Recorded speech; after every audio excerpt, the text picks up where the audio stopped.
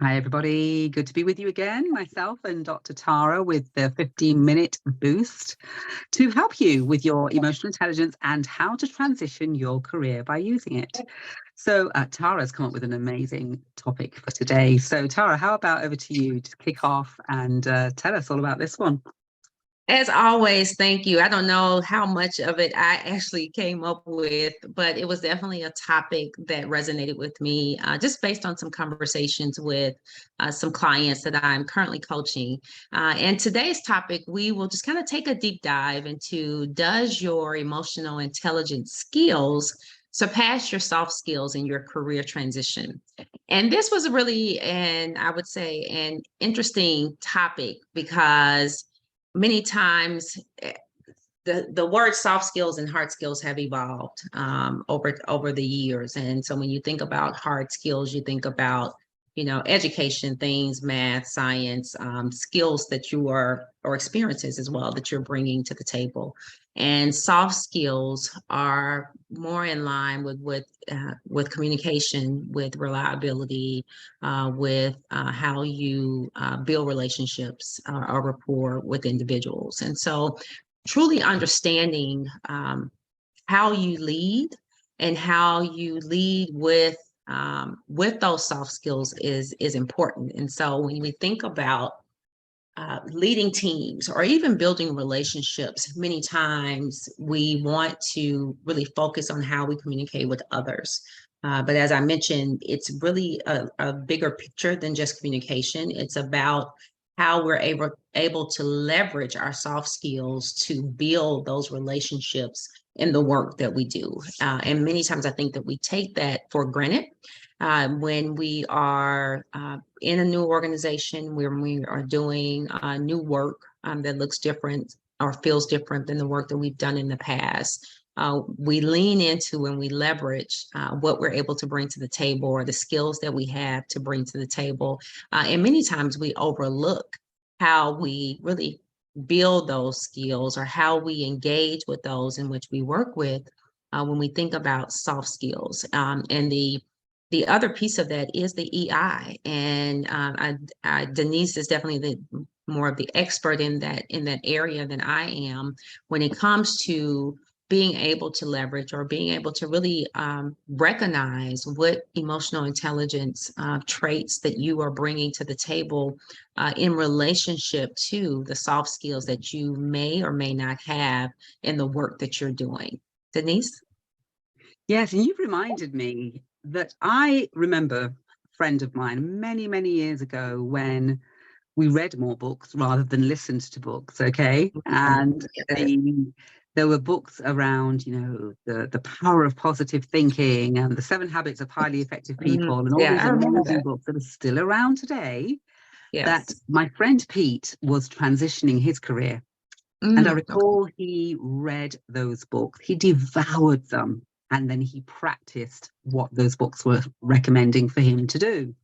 And I remember he moved out of a sort of manufacturing type role, leadership role, where he had some good technical skills around manufacturing.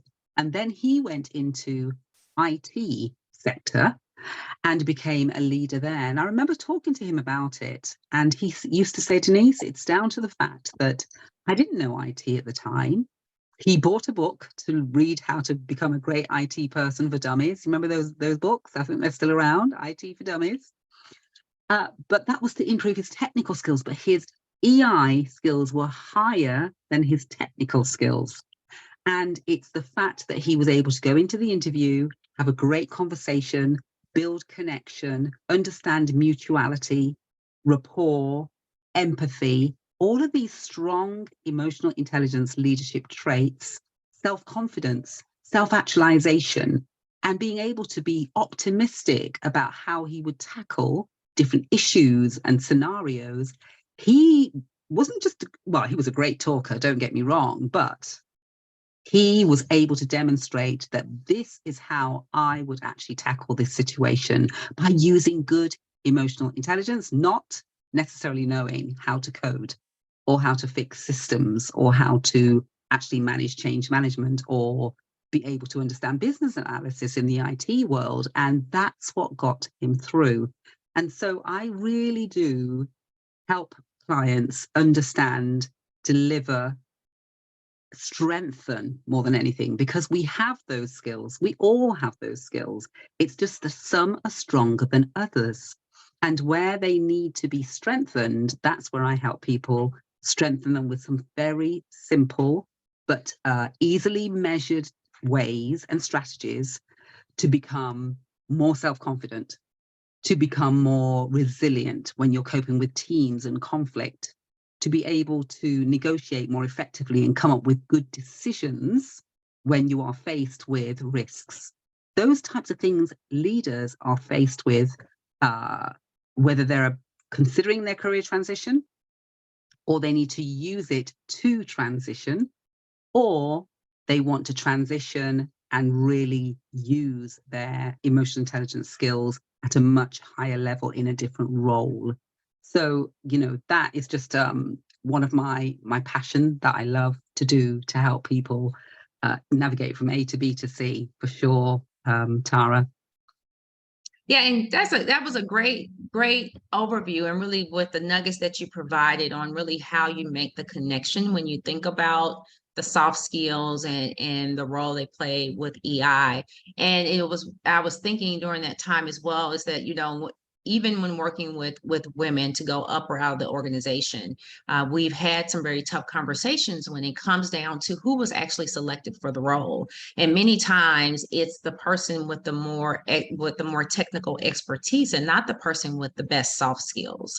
And although in my opinion, that sometimes that can be a very hard push, because you have to really be more intentional when you're in a position or of leadership, particularly, and needing to engage with a team. And it's not a natural thing to engage or to communicate or to build those relationships with individuals, compared to someone who it just comes naturally for.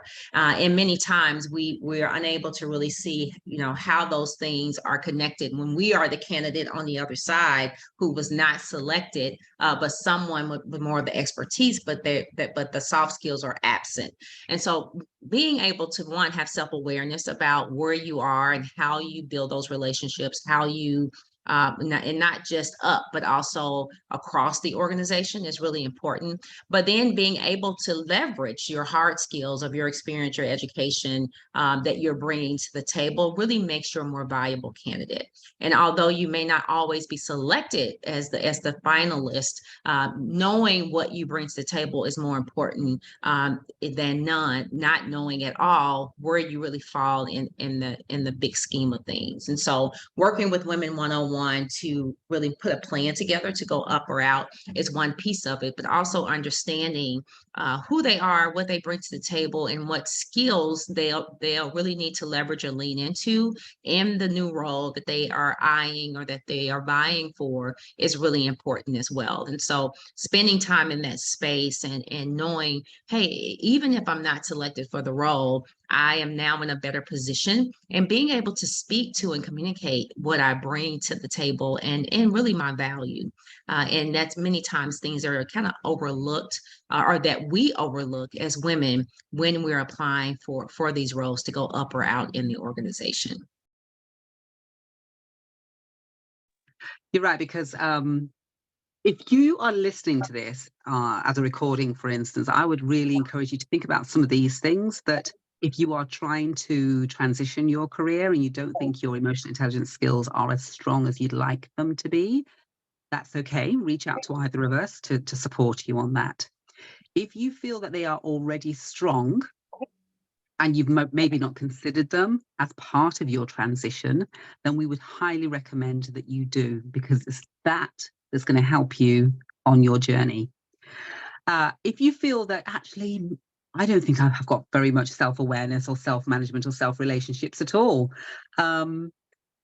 then actually that's okay as well, because there's elements of you that's already starting to become self-aware that you need to transition. So actually, some of your EI skills are already active and being turned on and in use. Okay.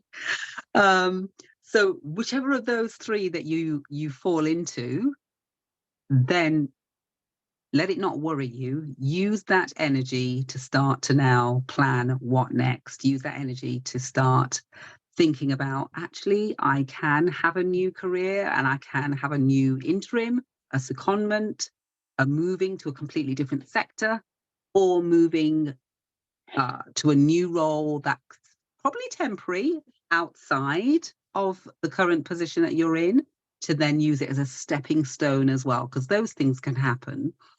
But doing that is not to be feared, and thinking that your soft skills are not adequate is not to be getting in your way. Don't use it as an excuse, but actually use it as something that you've become aware of. But we're here to help you to get around that. Tara. Absolutely, definitely well stated. And I work with women who know that it's time to go up or out of the organization, and putting together a plan so that you are not overwhelmed with that decision that to make on your own. Knowing how to use or how to leverage your soft skills, but also your EI is really important in that space, which is the exact reason why I developed the Up or Out coaching program. So when you're ready to work together and to leverage your skills to make that decision, definitely reach out to me at drtaraspeaks.com. Excellent. And have a chat with me if you want to, Denise at denisesparkelson.com. All the best, everybody. And we look forward to hearing your story about your transition. Take care. Bye-bye.